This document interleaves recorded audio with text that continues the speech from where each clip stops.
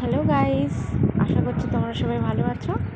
আজকের আমি চলে যাচ্ছি আমাদের মার্কেটে।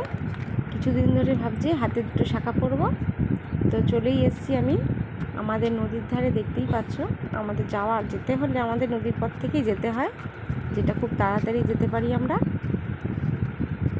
দেখতেই পাচ্ছ আমাদের নদীর ধারটা কেমন লাগছে। প্রচণ্ড গরম পড়েছে, তার মধ্যে আমি ছাতা নিতে অবশ্যই ভুলিনি। ছাতাটা আমি ফাইনালি নিয়েই ফেলেছি। তো আমি এসে গেছি। দেখতেই পাচ্ছ আমাদের নদীর ধারটা কত সুন্দর জায়গা। আশা করছি তোমাদের ভালো লাগছে।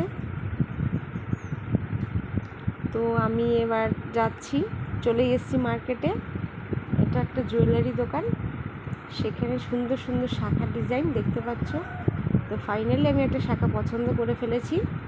তো তার সঙ্গে ভাবলাম একটা ছোটো লাল পলা নিতে হবে। তো লাল পলা নিতে যাবই ভাবছিলাম, কিন্তু আমার পছন্দ হচ্ছিল না। কিন্তু দাদাভাই বলে ফেললো যে তোমাদের জন্য দারুণ লাল পলা আছে, তোমাদের দেখাচ্ছি।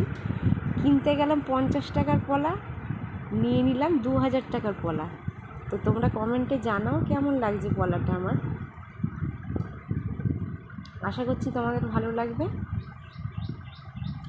তো ভাবলাম আমার কাছে ক্যাশ নেই, কীভাবে টাকা পেমেন্ট করব। দাদাভাই তো বেশি টাকা দেয়নি, তাই ভাবলাম ফোনপে টাকাটা পেমেন্ট করে দিই। তো ফোনপে